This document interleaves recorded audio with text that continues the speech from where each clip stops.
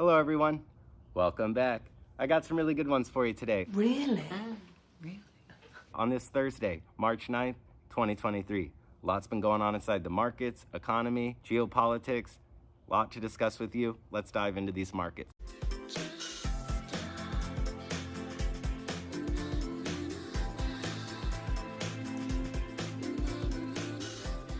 But before we dive into it, just quick bit of housekeeping, plans for the channel going forward. You're noticing some format changes. A buddy of mine reached out, wants to hone and polish his editing skills. Oh. Me. Wants to add a little bit of post-production value, insert a little bit of visual aids and humor into the mix. So we're gonna let him do that. And if you're one of those people that's, you know, kind of more into the longer format conversational pieces, you're just here to get the information, you think the content's good and you want to carry on with the plan of life, well, we're going to try to keep you happy too. I will keep putting out some of this more just video blog type content, but expect some episode series, some more YouTube shorts, just things that my buddy and I can do to kind of make it more entertaining for you, more professional, and just kind of build up the channel a little bit. So shout out to my buddy that's going to be doing the editing for us. Salute. Been doing great so far, and really excited to see where this goes. So the three major US stock indices been getting beaten around this last couple weeks or so. It's these rising yields in the bond market, rising interest rates in the dollar, this strong dollar, this hawkish Fed, which is steadfast in their commitment to keep raising interest rates until inflation comes down. Stay the course. And as the Fed continues to raise interest rates, it jacks up those borrowing costs, it jacks up those dollars, and it just inserts a lot of fear and uncertainty into risk assets like the stock market, oil, Bitcoin, and gold. So we had the Senate Banking Committee conclude this week. Powell gave his testimony. Markets took that as a little bit of a hawkish testimony, with Powell just kind of reiterating we might need interest rates to be lower for longer in order to get inflation down, especially if unemployment isn't softening like at all. Meaning, as long as these job numbers keep coming in strong, like the ADP job number we got today, well, that just pushes the Fed to continue to raise interest rates. Because if your inflation is up here and your unemployment rate is down here, and you're trying to get inflation down, you jack up interest rates so that inflation starts to fall. But as inflation falls, those interest rate hikes hit the economy, and then you have unemployment begin to rise. So the Fed's willing to allow for a little bit of a rise in unemployment in order to get that inflation down via interest rate hikes. Better be worth it. I've watched the testimony, all 2.5 hours of it, suffered through it so that you wouldn't have to. I appreciate that. And personally, when I saw the market selling off during the testimony, I didn't interpret a more hawkish Fed. I was interpreting a vote of no confidence, meaning the Republicans that were grilling Powell were doing a pretty terrible job addressing the underlying issue of inflation and how to get that under control. And the Democrats weren't doing any better. They were just grilling Powell on how if he keeps raising interest rates, unemployment will go up. Well, I mean, if you're going to get inflation down, it stands to reason that unemployment might have to go up a little bit. God, you're clueless. Really what the Republicans were doing during the testimony was just trying to protect big oil, and all the Democrats were doing was just trying to steal money from big oil, give it to the government so that the government could like give it to single moms and, you know, whatever other fruitless government program they're pushing for. So really it was just a room full of Democrats and Republicans with their own agenda, their own checks to cash from the lobbyists waiting out in the hallway. And It's business as usual at Cramerica. nowhere in that Senate Banking Committee did I really see them talking about raising interest rates above the inflation rate, rolling off the Fed balance sheet, raising capital reserve requirements for banks. What does that even mean? You know, things that would actually bring inflation down. A lot of agendas being pushed without actual underlying issues being addressed. And that actually makes me hyper bullish, because it just tells me that the dollar's going to keep getting trashed. Inflation's going to remain really high. And that's generally going to keep risk assets, in my opinion, elevated. At best, these politicians have a middle school understanding of economics. And, it's one of two things. It's either they don't know what they're talking about. Of course I know. So, the dollar's pretty screwed, or they do know what they're talking about and they don't care. So Powell's testimony was a dumpster fire, and the people that should have been asking him difficult questions like, now that you've added 40% to the money supply in 2 years and stolen 40% of the American standard of living, what are you going to do to return that and actually get our economy on an even keel? None of that. It was, thanks for saving the economy. What are you going to do for us now, Mr. Powell? And, that to me just shows that both of these parties, the Republicans and the Democrats, suffer from a serious case of Stockholm syndrome. The politicians are in love with their captor, thanking their captor for the mess that the captor's created, and then asking this benevolent captor what they can do to kind of, help them out. What you gonna do, Jerry? Show me the money!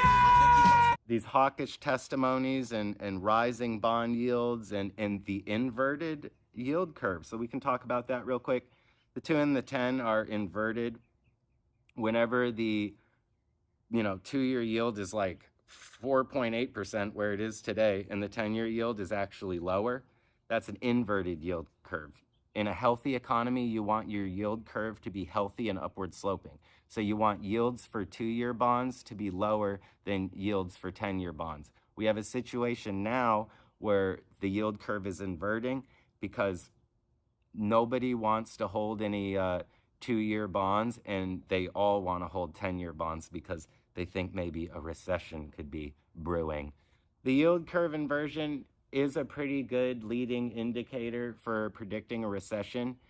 It does issue false positives. So I'll put it to you like this. The yield curve is a bit like storm clouds. Just because you have storm clouds doesn't mean it's going to rain, but you can't have any rain without those storm clouds. So how that would apply to the yield curve inversion, sometimes you get a yield curve inversion, so thunderclouds, but no rain. But you've never had a recession, so a horrible storm, where the yield curve didn't invert first. So we do have an inverted yield curve. Doesn't really freak me out though, because this recession that is right around the corner that everyone likes to always push out another 6 months. Any minute now. You're standing in it right now, okay? Things aren't very good. Nobody that I talk to is, absolutely killing it. I own a business.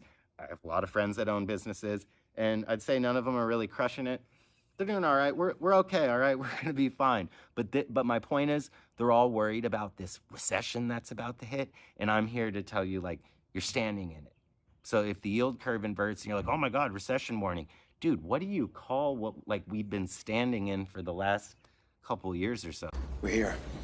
They'll tell you that the GDP grew last year, but it didn't. We just printed that growth. And we had 2 negative quarters last year, which is textbook a recession. Is the White House trying to change the common definition of a recession because next Thursday the GDP numbers coming out are going to show that we've been in a recession? So let me say this, the strength of our labor market along with the other economic factors is what we generally see in a recession or even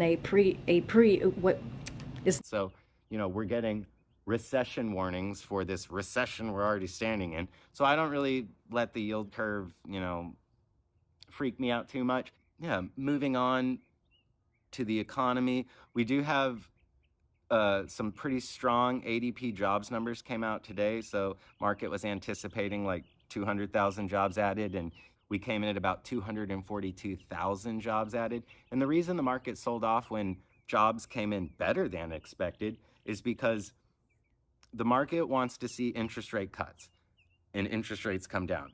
But they're not going to get that until unemployment, starts to go up.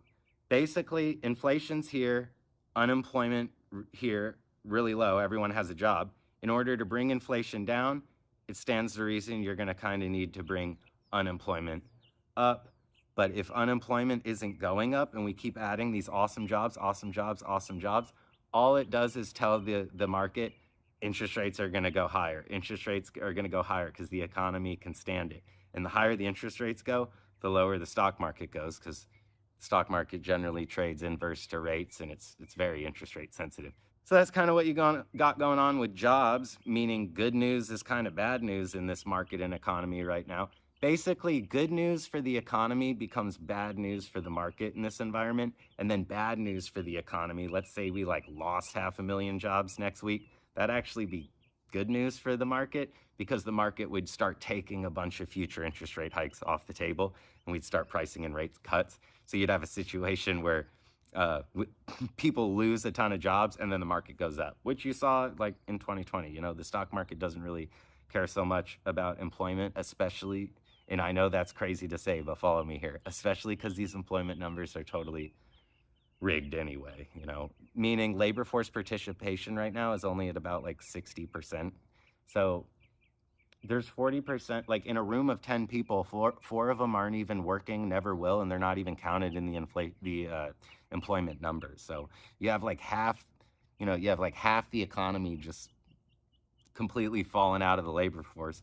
So what I'm getting at is you're seeing that, employment is really strong right now as far as what the headlines are saying, but just know that those numbers are, they're kind of fudged, and there's a lot fewer people working than you and I are led to believe.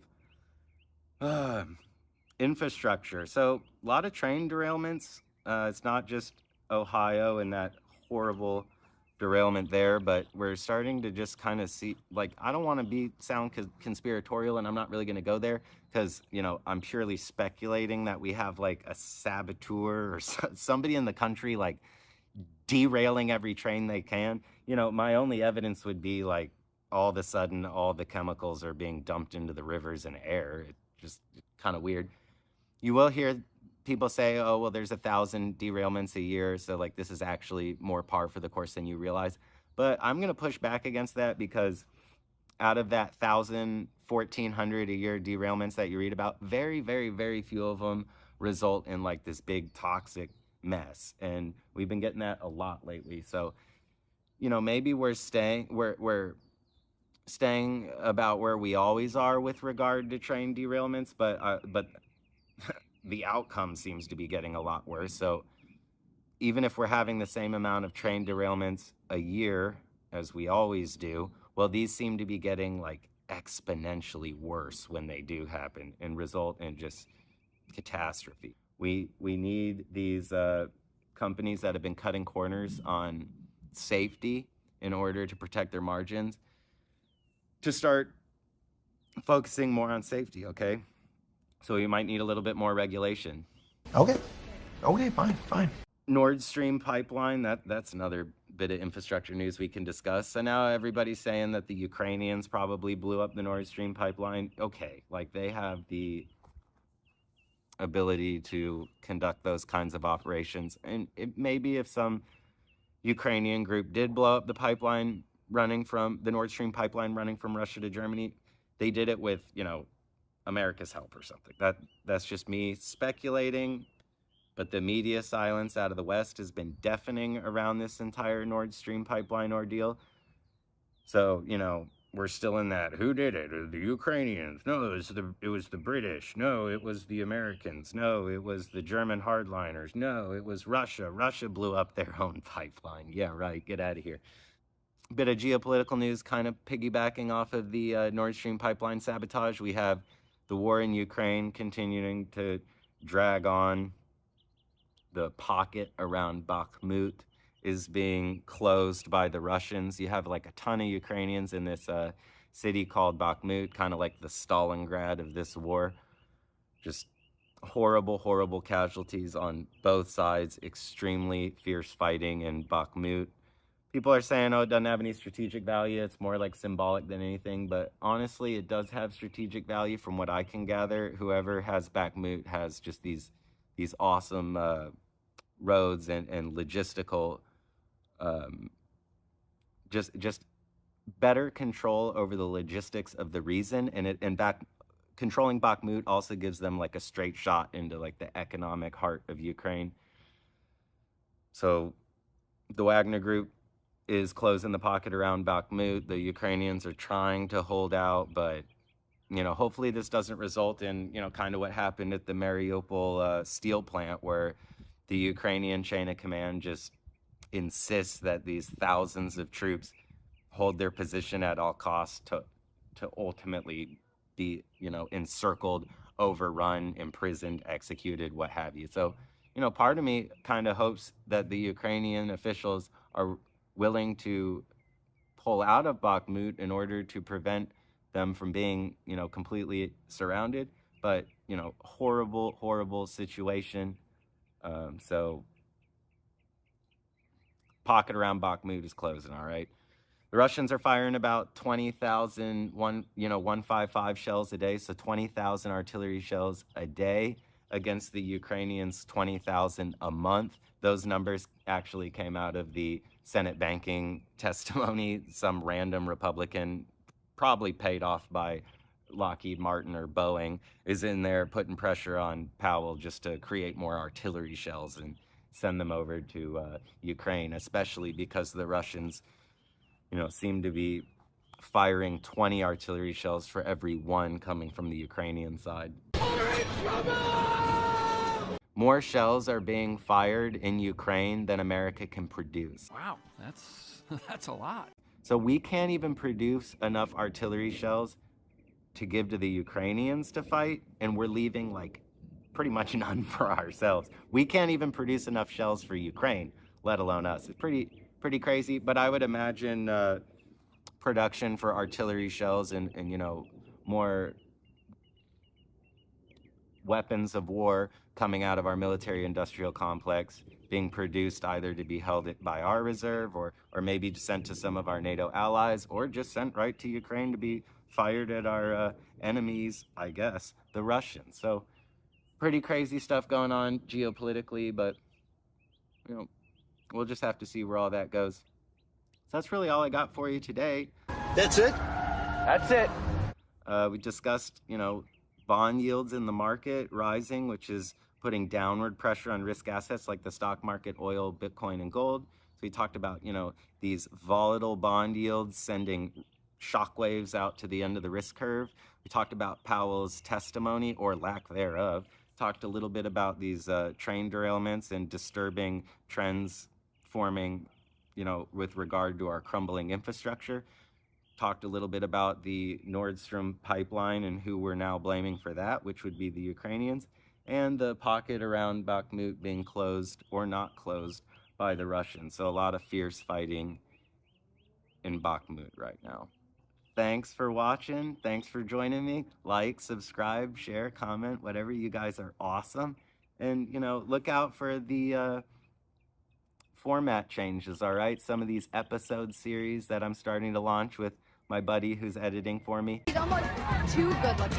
And don't worry, if you liked the longer format stuff, more conversational, without any clicks and whistles on it, you just want to get that information, good information, and carry on with the plan of life, hey, we'll try to make everybody happy. So, Thanks again. take care. Have a wonderful weekend. Till next time. And it feels like me on a good day. Been talking to myself